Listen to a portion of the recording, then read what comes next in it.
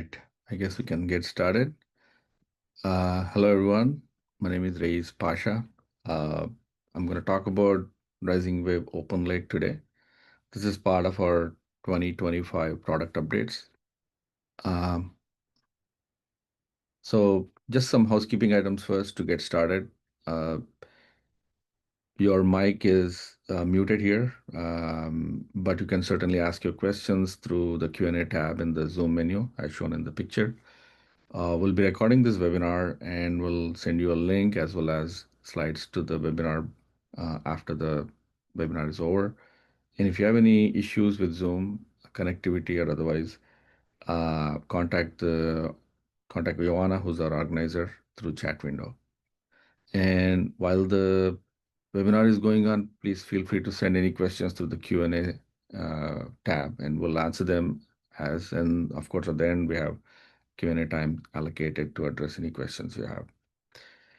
With that, let's quick bio. My name is Rayees Pasha, and I lead the product team at RisingWave Labs. Uh, Primarily, my expertise has been in database management and stream processing technologies. Started as a developer at HP. Worked on Optimizer on a relational database called Nonstop SQL. And then I moved into product management and have worked at different companies, mostly around data management technologies, cloud and both on-prem. Um, and then I have a master's in computer science from University of Memphis. Um, I think this is part of a repeat of, I guess, what I mentioned last webinar we had a couple of weeks back. Just so I'll just quickly reiterate what I said. This series of webinars, we're calling them Rising Wave Rollout Month. So sort of a longer take on launch week, which we did last year. The idea being that we have more longer versions of the webinars to focus on product updates from our for the community on all the exciting things we've been working on. Um, it's it's a obviously it's a community engagement initiative so that all our users know what the product updates we are coming up with and including demos of the product that we have built on. This is not so much focused as in a launch week where you focus on a feature. This is more broader in terms of the general product direction, right? For example, today we're talking about Open Lake. It's a very broad topic. What we have built on Iceberg will cover different aspects of it. So it won't go deep into a specific feature, but rather in terms of a broad view of things.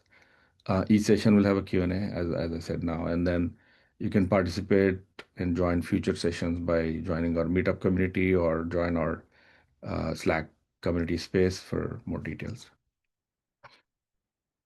So as part of this series, we talked about RisingWave Connect, which is our user-friendly interface we built to interact with upstream sources and downstream sinks through a UI-driven approach that was done a couple of weeks back.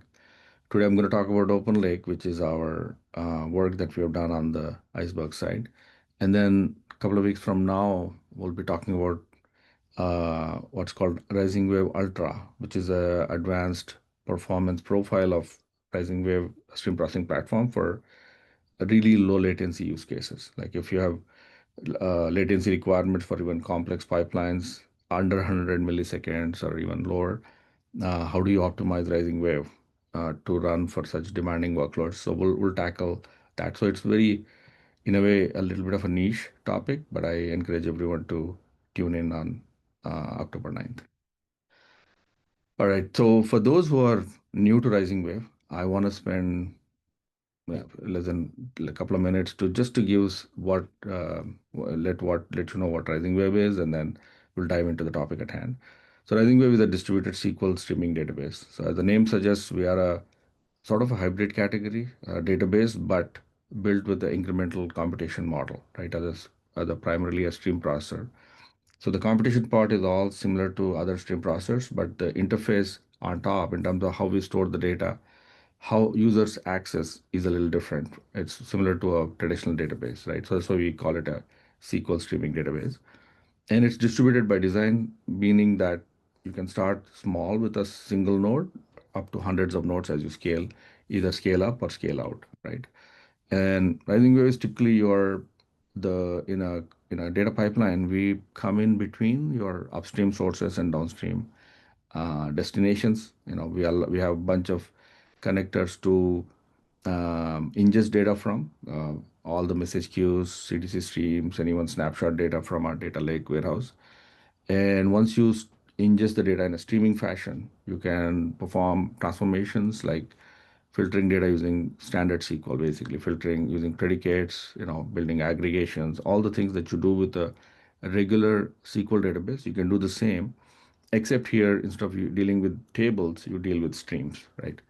Now, once you process the data, since we have a storage layer also built in, and there are two options here. One is called a row store, which is our own purpose-built storage engine for high-velocity data. It's called Hammock, which is suitable for really low latency use cases, right?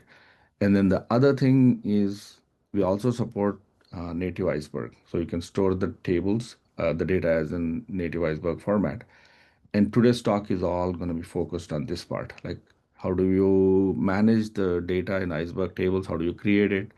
What sort of features have you built in to support this whole workflow? That's going to be the focus of today's talk. And then, of course, we also have sync mechanism. Obviously, if you want to use RisingWave just as a stream processor, you could bring in the data process in a like sort of streaming ETL fashion, and then push the data down to other destinations. Like we have a series of connectors for Snowflake, Elastic, Redshift, and so on and so forth. So, sort of broadly speaking, that workflow would be more like a similar to akin to a first generation stream processors.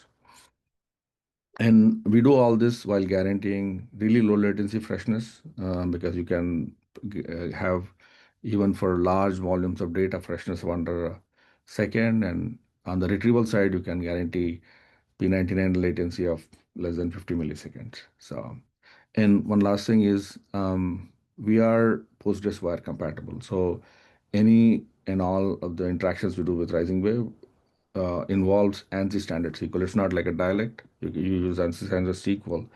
And to communicate with RisingWave, since it's PostgreSQL compatible, any tool that works with Postgres should work directly with RisingWave. So let me move to the webinar at hand. So first question is why RisingWave Open Lake? Because our core competency is stream processing. But so naturally, that's where we focused on for the first 2 years, and we built a, we believe, is state-of-the-art stream processing engine. Now, that's great for certain use cases, but people in the last 12 months, what we have seen, or even more like 2 to 3 years, there's a move towards open data formats. So, and how do we address that question? And that's where we started. And for us, our goals were primarily two, like how do we empower our existing RisingWave users as well as address the second category of users who are not RisingWave, but they're existing Iceberg users. And that's to address the goals of these two principal users, class of users that we built RisingWave Open Lake. For the RisingWave users, our goal is to build a streaming first approach to our Rising Lakehouse, right? We already have infrastructure built to store the data. So what we did was we extended that to support Iceberg, right? From that perspective, you have a streaming lakehouse where you not only are dealing with stale data and ingested in a batch fashion, you don't have to sacrifice data freshness with a data lakehouse architecture, and also not have to maintain duplicate copies for streaming versus batch workloads. You can unify all that in single one architecture, right? So, and that's a big win for us because a lot of our users use RisingWave for streaming, but they also want to retain data for longer term for analytics. So this provides a single unified solution.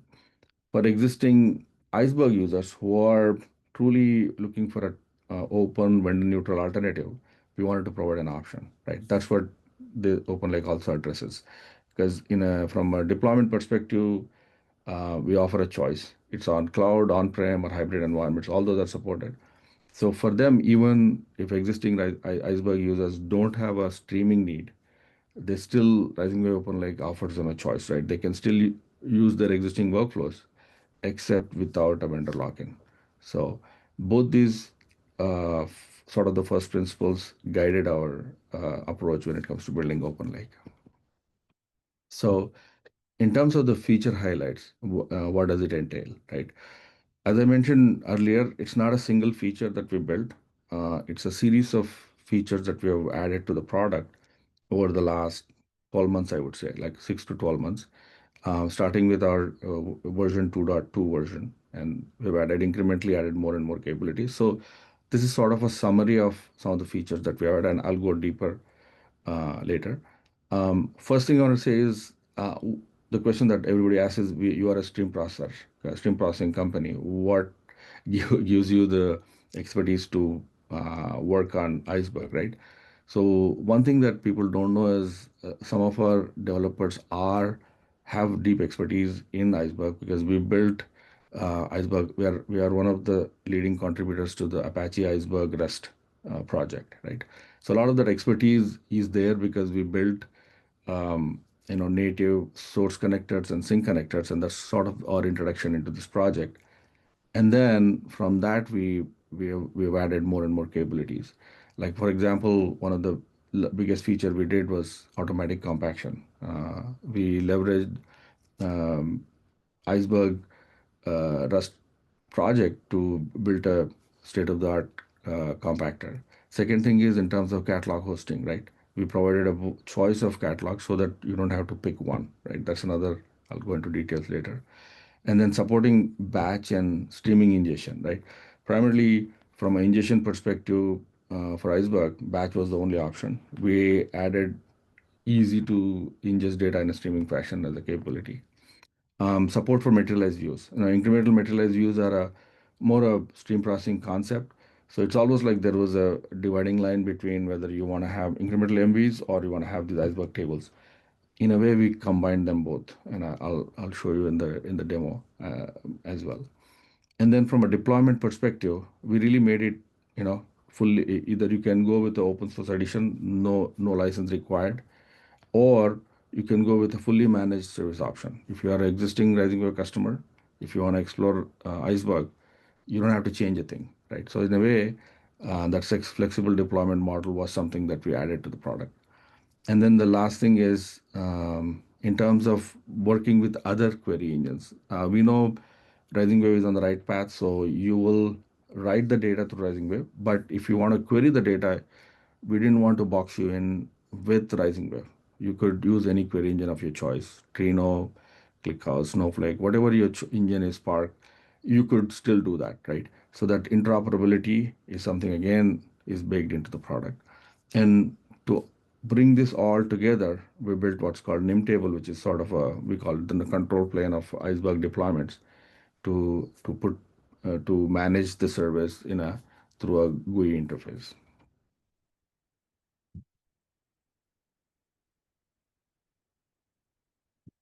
I'll start with the compaction service because that's kind of the heart of what we worked on, right? Compaction, this is the problem we solved because when we built the source and sync connector for Iceberg, we so the data would flow through RisingWave, and we created the Iceberg tables, but the lifecycle management of the Iceberg table was still customer's responsibility. So we really didn't have control over it, and that led to one, division of responsibility, and then two, just the consistency guarantees, all the things that you need to actually handle the storage part efficiently that were missing. So that kind of drove us to build a compaction service. So in our case, obviously, we used Apache Data Fusion to build from scratch everything for the compaction service. And the way it works is it's, like any other compactor, it continuously compacts small files. In the case of streaming workloads that we see, there's a lot of churn in the data, a lot of updates that happen constantly, which is sort of an anti-pattern for Iceberg. But our compaction service is built to handle that kind of change structure in the data. And we also added seamlessly handle how deletes needs to be added. We support both merge on read and copy on write both ways to handle updates on the file. The idea being that we support both positional and equality deletions in a very seamless way so that you have access to the clean and ready to use data anytime, right? You don't have to have a complex way to run compaction in the back. The system, it's a managed service. It'll take care of all of the back end work needed.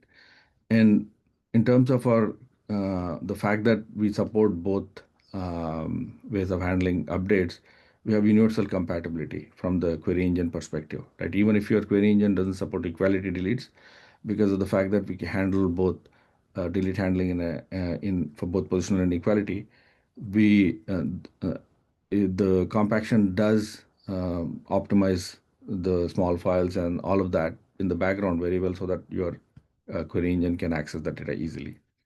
And then the last thing is this is a change in terms of compaction. The built-in compaction service was a premium feature earlier. With the latest version of 2.6, we are removing the license check. So basically, if you're a user, early adopter, or someone who's looked at um, Iceberg compaction from us, uh, any license check or any early check we had, that'll be removed from now, and then you will have fully. It's a fully open source offering from this point onwards. In terms of uh, the need for compaction, right? This is something that it's not very obvious to a lot of people why this is such a big focus area, right? When you have a lot of small files, it causes a lot of metadata pressure, right? It leads to query performance, higher costs. So obviously, the traditional approach is to go with some sort of a JVM-based compaction approach using Spark, but this brings in a lot of trouble in terms of complex tuning parameters. There's a steep learning curve. In our case, we've gone with very simple approach. We have built a brand new solution using Rust and Data Fusion. Basically, that removes the whole garbage collection overhead. That's sort of is the Achilles heel with Spark-based approach. In our case, since we use Rust, there's robust guarantees in terms of security performance, and obviously the resource utilization is much lower in terms of in terms of the overall cost of solution. A little bit more detail into our compaction service. These are sort of the highlights of the service we built. One is our approach is partial compaction. We allow incremental compaction so that you could, there is tuning parameters to allow you to constantly monitor how the data is changing and adopt similarly. In terms of stability, we allow if your data sets are massive and that go beyond the memory limits, we allow data to spill to disks. That way, it's easier to handle even in the case where there's massive data sets. And even if you have transient issues with network failures while you are doing the compaction, the system has built-in resiliency to retry and handle all the especially in the case where we have a you know separation of compute and storage. This brings in the network outages and other issues into the picture. From observability perspective, you can see clearly into how the pipeline is executing from end to end, data freshness, all the detailed metrics about how the compaction performance, all that is in one place, and you'll see that at the name table. That's the user interface. And then the last one is more customizability, right? If you're an advanced user, you don't want the fully managed service, but you would want to tune it like from a parameter perspective for cost, for performance. We provide that as well from the product perspective. So it's not like a one size fits all. You have finer grained controls to ensure that you can get most out of this product in terms of the functionality. Okay, so the next big feature is the catalog management. We have support for different types of catalogs. Obviously, REST-based services like Polaris, Rakekeeper, they are supported. But previously, we also, we support Glue. If you're a AWS user and you want to use some Hive-based catalog, Glue would be the option. And for more development environments, if you want to use JDBC or you want to use storage layer itself as a catalog, even those are supported. So the idea being that as a hosted catalogs management service. For production, there are certain recommendations versus for development environment, there's other recommendation. As So you have a choice. You don't have to worry about catalog operations, setup, management, and all that. The system has various options based on your need. You can pick whatever catalog that serves your purpose. And then talk about the ingestion service. This is a little bit of this is sort of borrowed from our existing ingestion capabilities that we have built into RisingWave as a stream processor. So we obviously have a very extensive support in terms of ingesting data from Kafka, CDC streams, and even from other object storage engines. Those are automatically available for even Iceberg tables. So you could bring in data from any of these sources, just as you would for RisingWave tables. You could do it for Iceberg also. Schema evolution, for example, adapting to changes on upstream side without breaking pipelines, which is a feature that we have it for RisingWave. The same thing would be available for Iceberg tables. If you want to do parallel backfill, say for example, if you're doing loading lots and lots of historical data and you want to load, scale it up, you could do that. The same capabilities that are there, they're available. And if you want to switch from the backfill to a streaming, you could do that seamlessly again for Iceberg tables. And a lot of the guarantees we provide for exactly once delivery and the consistency guarantees, the same are applicable. I know these things are sort of table stakes, but I just wanted to emphasize that you don't have to sacrifice consistency or anything just because you're moving from an iceberg from a rising wave table to an iceberg table, right? And again, in terms of the freshness, there is a little bit of difference because the fact that iceberg tables are not for ultra low latency use cases. So, relatively speaking, if you have under a second sort of freshness requirements, you would rising wave tables are still great. But if you are around 1 minute or less, then iceberg tables are the recommended way to go for production use. Just want to quickly share about the ingestion. Like how easy is it to set up streaming ingestion? Because this is something that's generally not supported. In the case of in our case, we borrowed the existing syntax we have of how you can create a table. So, for example, if I'm creating a table called T, and I want that table to ingest in a streaming fashion from an upstream Kafka topic, right? It's as simple as that. The create table and then you specify the connector properties, and then all you have to mention is the name, the parameter engine equals iceberg. In terms of the syntax, is no different from RisingWave tables. If you don't have this, it'll go to a RisingWave table. But if you include engine equals iceberg, basically that's telling the system that hey, I would have a continuously streaming data writing to iceberg. So as simple as that.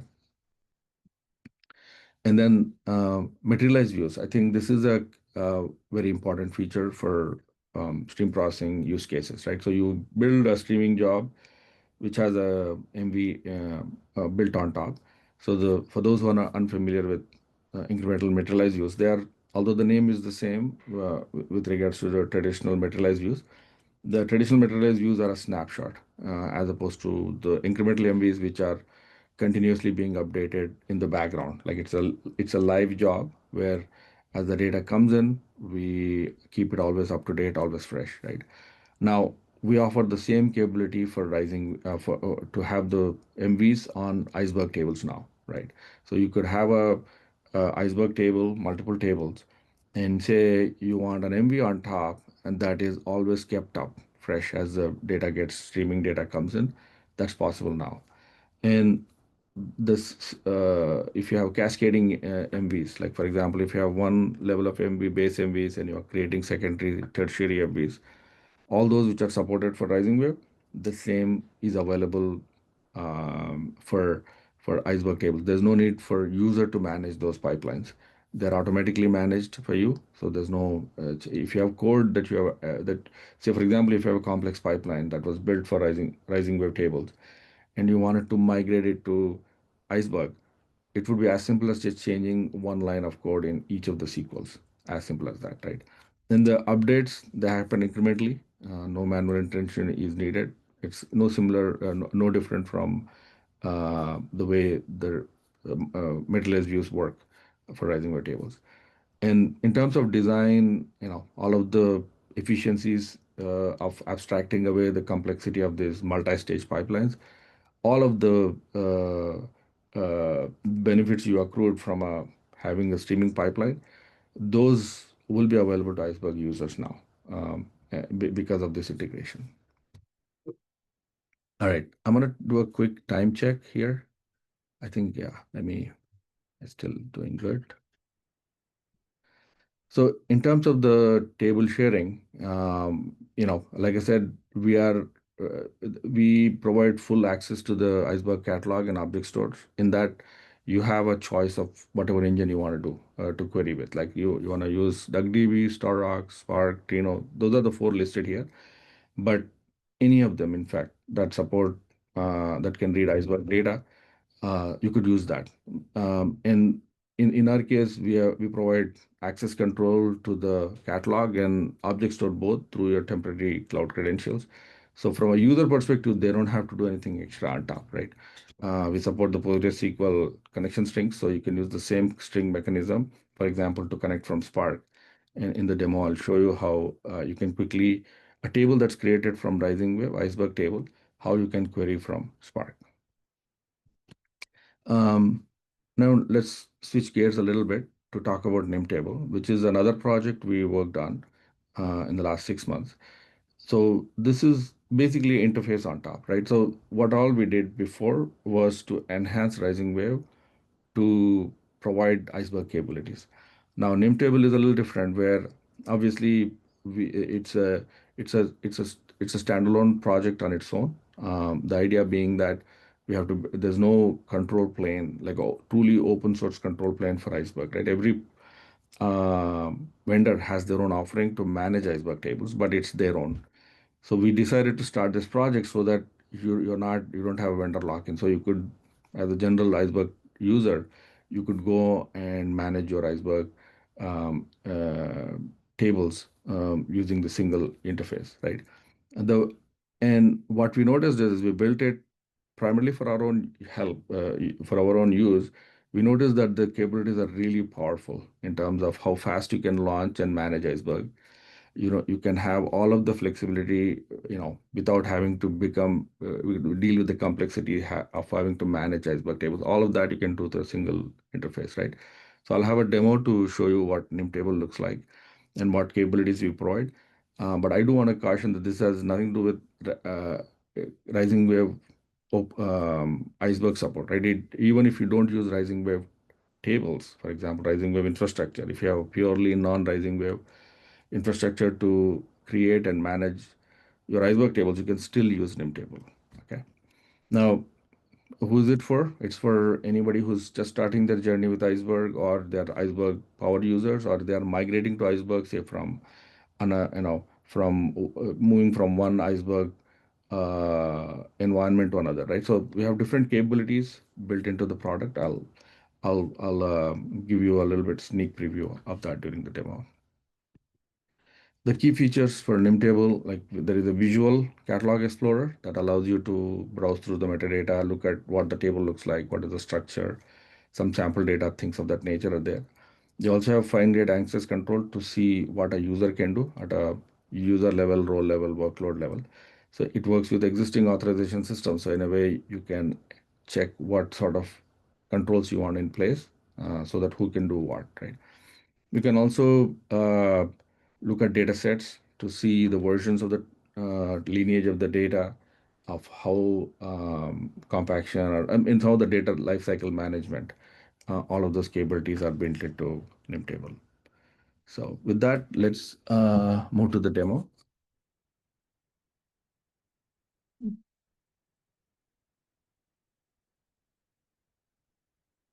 Let me see if there are any questions first. Okay, we can get to the questions later, but I do want to quickly switch to the demo, which is probably the most interesting part for everyone.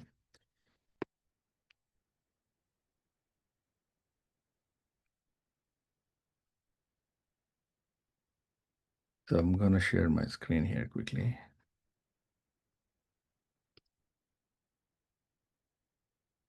Okay. So I have RisingWave running on my machine on a Docker that has RisingWave has a Minio based storage engine. So what we're gonna do is uh, we're gonna start the services and sorry, my bad. We're gonna start the services and then um, create basically an iceberg table, load some data, create an MV on top, and then query both the table and MV through RisingWave. And then in parallel, we'll go back and check from Spark to access the same table and retrieve the data. And that's the RisingWave part of it. And then the second part of the demo will focus on the name table part. Okay. Okay. So like the containers are running. So I'm gonna switch over to some, just to make it easy, I'll just copy from here. So I'm gonna start the PSQL client. So that should have, so I'm gonna create, so this is just a quick intro on this repo. This is our demo library repo. And we have a bunch of demos here. Some of them are RisingWave related demos. Some of them are Iceberg demos. I'll include a link to that in the slides. But basically, these are simple demos, and today's demo is more about simple three-step. How easy is it to create a first iceberg table? Um, as I mentioned during our presentation, the properties for iceberg, we use a connection-based mechanism. So similar to how Postgres has a connection string, we are adopted similar model for RisingWave, and we have approached the same thing for iceberg also. So I'm going to create a connection. Basically, that tells RisingWave what is the path, warehouse path for Iceberg. What is we are basically mocking here. We're not working with the S3. We're just mocking it using Minio, but it does tell system where to look for these issues, right? We're telling that it's a hosted catalog. It's not a catalog outside of RisingWave. So we created a connection. Now we're gonna go ahead and set the connection because that sets the context. And then we create a sample table called crypto trades. And this is just a simple table, has symbol, has the exchange information, trade ID, and what is the amount, what is the price, and how many, what's the quantity of the trade, right? So we'll start that. And we indicated that engine equals iceberg. That tells the a RisingWave that create an iceberg table as opposed to a RisingWave table. Okay. So if you go to look at the schema, you can see if you create table crypto trades, you'll see that the table is created. It says that engine is iceberg, right? And right now I don't have any data in the table, so I'm gonna do a quick insert to that table. So let me quickly have some insert statements here. I'm just gonna insert the data. If I just inserted data, a bunch of data into thing. Let me do a sample to see what the data looks like.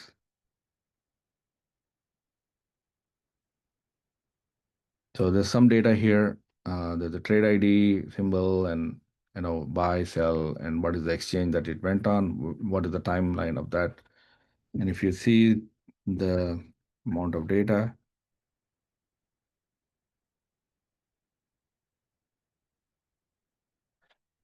so there are 100 rows in the table. So now we're gonna go and try to create an MV. So we have there's a materialized view here. What I'm gonna do is I'm gonna create an MV on this iceberg table, and the MV is basically calculating the max price for each of the symbol from the list of trades we have. We have 100 rows, right? So we're gonna try to get that. So if you do a select star now on the MV, you will notice basically what is the maximum price for each of these the different symbols that were traded. Like there's 5 different types of symbols looks like that got traded, and these are the top prices, right? Now the MV is running, it's continuously receiving updates. So if I were to add new data, for example, like say I'm going to go ahead and I'm going to insert a whole bunch of more data. to the same this thing. Now, if you see the five symbols are there, five max data, just keep an eye on that. And then we're gonna insert bunch of data again. So we are again adding more data to the crypto trades table. Um, and once it's done, so now if you do look at the amount of data on it's 600 rows. So I added 100 plus 500. So now if you go back to the um, uh, if you go back to the MV, it it automatically will update the ingest the data, and that these prices have been updated, right? You'll see that the symbol, the max price has been basically, which is to say that you, as your data is getting ingested into your Iceberg tables, the MV is automatically getting updated. So in a way, if you have like a complex pipeline that requires to be built on top of Iceberg tables, you could build it, you could join it, you can do perform bunch of transformations.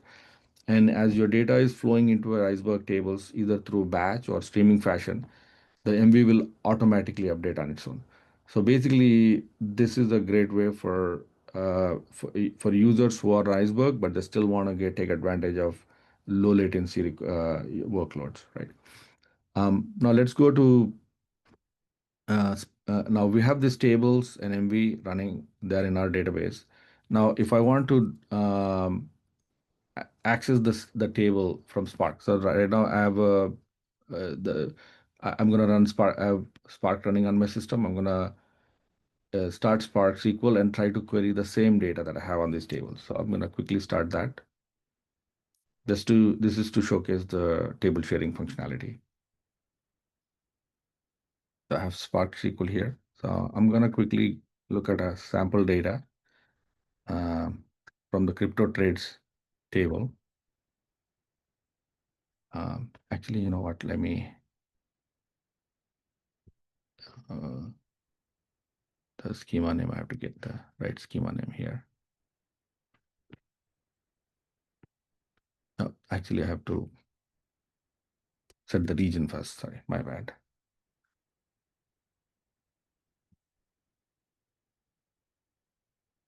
So I'm gonna start the Spark again. And then let me try to run this query to get some sample data to see how it is. So I'm going to limit it to, because there are 600 rows, so I'm going to limit to just 10 and see what I get from Spark SQL. Okay, so you can see the same table that I created and some of the data in terms of the trade ID, the symbol, the price, the amount, and what type of transaction exchange, all of that is available. Now, one thing that you would not be able to do from here is if you try to get access the MV. The MV is only for RisingWave. That you cannot do it from here on SQL because Spark only recognizes Iceberg tables. They don't like they cannot read from the MVs. So if I say if I want to do MV1, obviously it can't find it because it doesn't know what MV1 is because that was created specifically for the RisingWave and only RisingWave understands those incremental MVs. So that's a quick demo uh, of how easy is it to create RisingWave tables and MVs. So I'm going to switch to um, NIM table. So NIM table is our, as I mentioned, the admin console. So I'm going to log in. So yeah. So Nimtable is, as I mentioned, is the interface on top of Iceberg environment that you are running. You can manage your tables and everything on this. So in this case, say if you want to add a new catalog, you go there and you basically you can um, connect to any catalog that's running on not just RisingWave, but if it is running on any other environment. So we have a bunch of different templates that we support. For example, if you're running it on REST with S3 or JDBC S3, or if you're running just the S3 tables by themselves and you want to manage them away from AWS stack, or if you're using Glue as the catalog and the tables on S3. So there's a whole bunch of different ways you can, manage your, depending on your environment, you can load and use Nimtable to manage the iceberg tables, right? So in my case, I don't have to. I have a catalog already running, so I'm just going to use this one.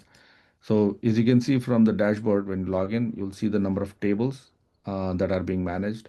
What tables need attention, it'll show right away. If there's too much fragmentation in data, you'll notice. And you can also see, you can tag tables that need compaction, and so that they show up right on your list. And it also shows what is the recent activity, like what sort of jobs have run recently. Now, if you go to the catalog side, you'll see that this is basically your information on your schema and what the tables look like. They're listed by catalogs, namespaces, and tables. So we have one catalog here that has 4 namespaces and 14 tables. So let me double click, and it goes to the namespace. In each namespace, you can click and see this namespace doesn't have any tables. So I'm just going to go to the tables. Um, I'm gonna go back and then click on the tables. So on the tables, you'll see the list of information on each table is there. What namespace is it in? How many files are there? What is the size of the files on the table? And then it also shows the status. Is it healthy? Does it need any attention in terms of compaction? All of that is there. Now, when you click the view button, it'll load the table information, right? It shows the file size distribution as to what is the size, how many records are there in the table. It also shows you if you have like a lot of churn in the data, how many position delete files are there, equality else. Right now, there's nothing here because the table compaction is done. But if you have a table that's constantly changing, you will see these. This would be a good trigger point for running compaction as needed, right? As you can see here, it's a healthy table, and it also lists the files. If there are multiple files, what are the size of those table files there? And you can also see the tables information. Like for example, we have this AI feature called AI Generate. If you click, it'll tell you about what is this table about based on schema information. You can look at the table schema of the table. What is the name of the column? What is the type? Is it required or not? And if it's a partition table, it'll list the partition specs here. And then it also says what is the compression, like here we're using Z standard. So that's also displayed right here.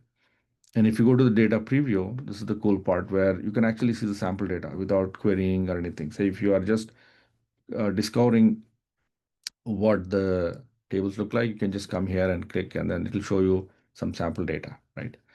And then the third tab is the version control that tells you how many, like snapshot wise, what does the data look like. Right now, it's only one snapshot here. If you were to change, you will see multiple snapshots show up by timeline, like when was the last one done.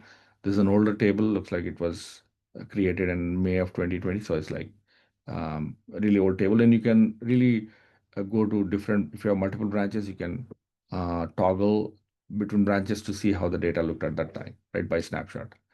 And you can do that by file size or by records or by files, right?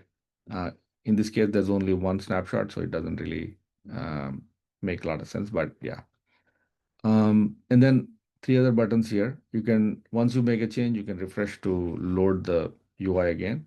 Or you can also have what's called optimize. This is a cool feature where if you want to do run compaction, you can pick and choose. You can run immediately if you want to run. If a table is unhealthy, you can want to run immediately. You can run compaction right away once, or you can schedule a predefined cadence of how often you want to run the compaction. For example, you can set up either purely uh, by calendar, or you can set up by the number of days you want to, how often do you want to run, or by the size of the file. Like, hey, if the file reaches certain target, start the compaction, and then you can specify what is the compaction strategy, the bin pack sort, that you can all specify. And once you schedule it, it'll run in the background automatically. So it's almost like automated. You have a choice of automated table maintenance, or you can schedule it the way you want. Okay. I want to make sure I leave at least 10 minutes for questions. So I'm going to quickly wrap up. So there's other things here, tasks, like if you schedule tasks, they'll show up here. You can also, we have a SQL query interface here. So if you want to run queries directly from, let me run one query here. Like for example, I'm trying to get something from here. So there's the table. Um, I want to pick a quick table, like say maybe table T. So if I want to get table T, and if I say,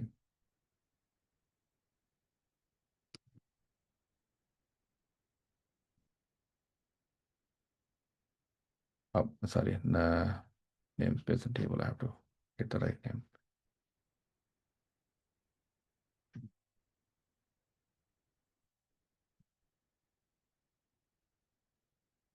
Yeah, here's the name of the S3. So let me copy this quickly.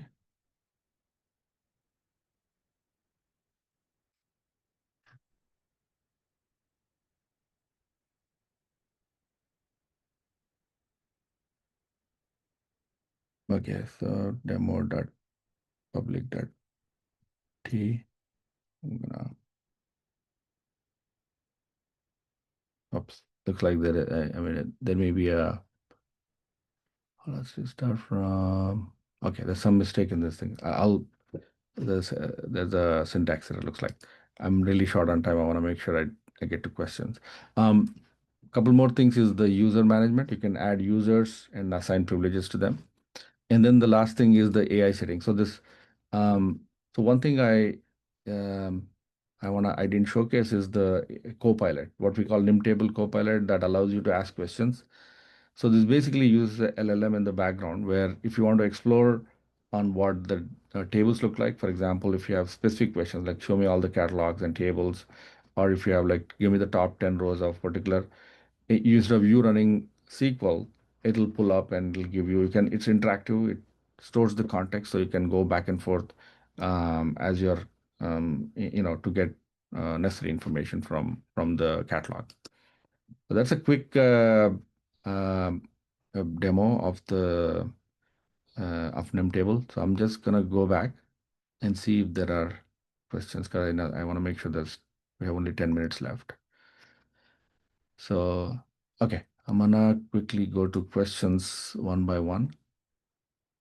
Ice table format is built for batch, not for me. What is your view on it? So there's a question from Ankit. What is your view on Iceberg table format is for batch, not streaming? I think that's the thing that we are trying to dispel, the impression that somehow Iceberg is only for batch, right? You could, and the batch versus streaming is not like a binary choice between 0 and 1. It's more of spectrum, right? Things that you run on for batch, some of those could run on streaming and vice versa, right? So it's like a spectrum, and we feel like there are some, like for example, if you have a clear notion of what the latency requirements are, if the freshness guarantees are around 1 minute, you can still stream the data and you're still fine, right? But if you have like sub-second latency freshness requirement, then obviously Iceberg is not the right fit. How to handle data query when the exactly ones right commit to catalog come before the commit um, compaction?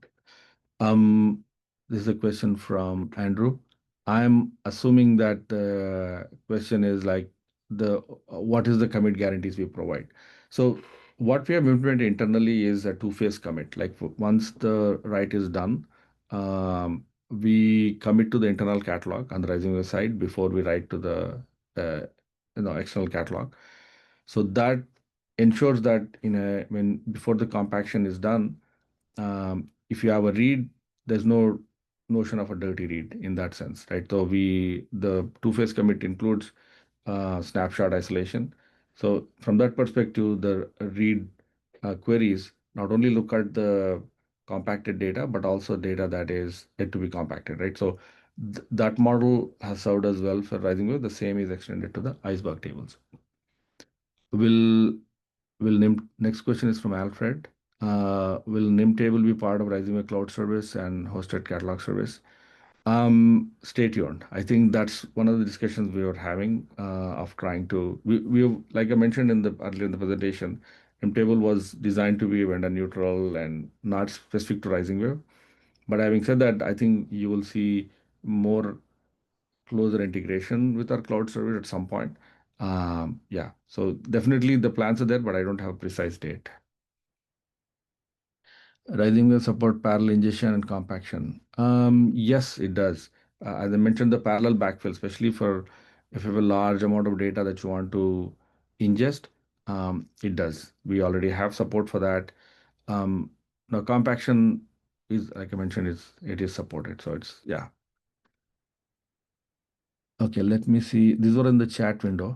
I want to go if there are other questions in the Q&A tab. How does RisingWave handle compaction in terms of strategy? How does it compare to other vendors? Compaction is crucial in streaming. Agreed completely. Especially compaction for streaming workloads, as I said, there are a lot of updates happening all the time, right? Because you have a lot of because you have event-driven architectures where data is continuously flowing. So that poses a unique challenge. And in our case, that's the reason why we built the Rust-based compactor, because the existing solutions that were there, Spark and others, did not, uh, they're great for a lot of volume batch uploads, but if you're constantly changing data, it just doesn't work very well. And our initial implementation, even on how we handle updates, the merge and read approach, uh, actually helps us handle that kind of churn in data. Okay. Um, RisingWave currently support JDBC catalog. Are you planning to support REST catalog since it's standard? Yeah, I mean, obviously, I think in the presentation I mentioned we do support Polaris and Lakekeeper as they are becoming sort of the standard um, adopted by a lot of the users and vendors. So yeah, that will definitely be the case. Let me see. Are there any other questions? Okay, I see something on the.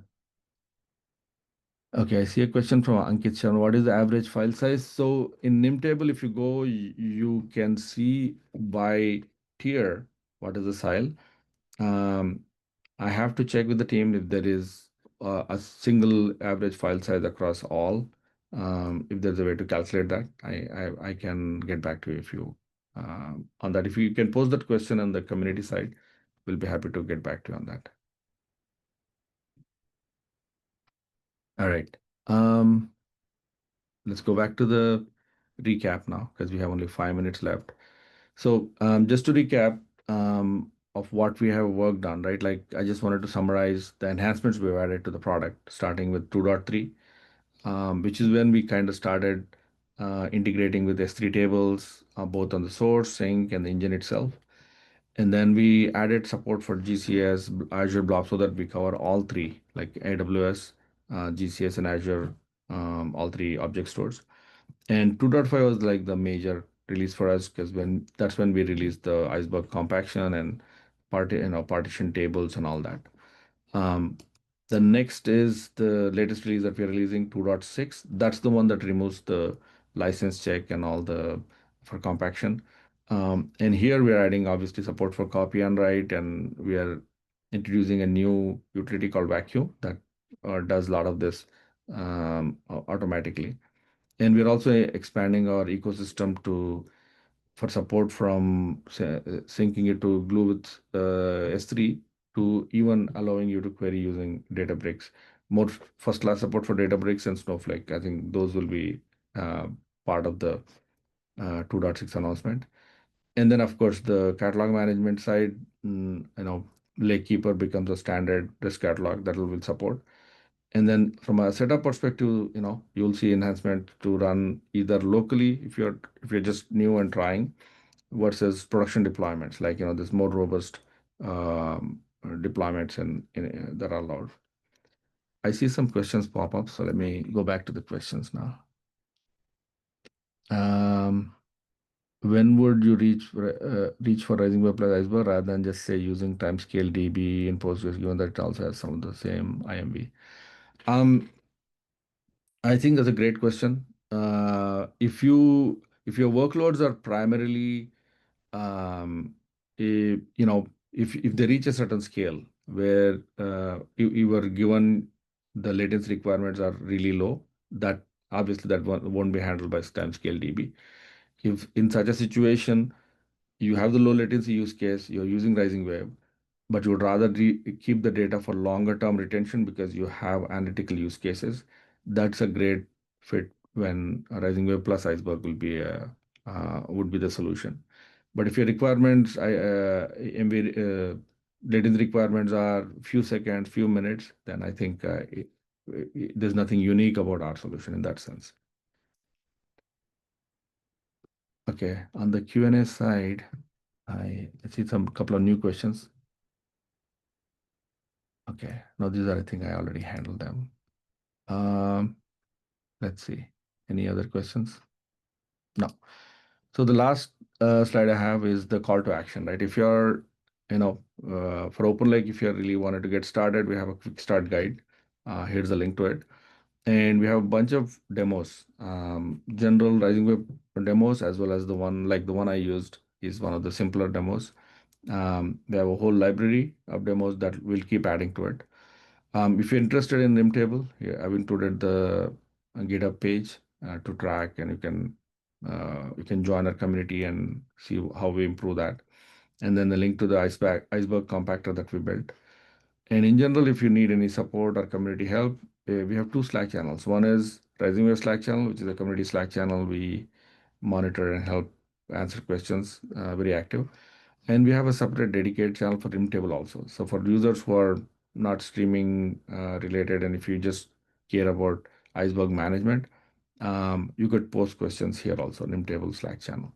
So with that, yeah, I want to thank everyone who joined the webinar, and please stay in touch and join our Slack community.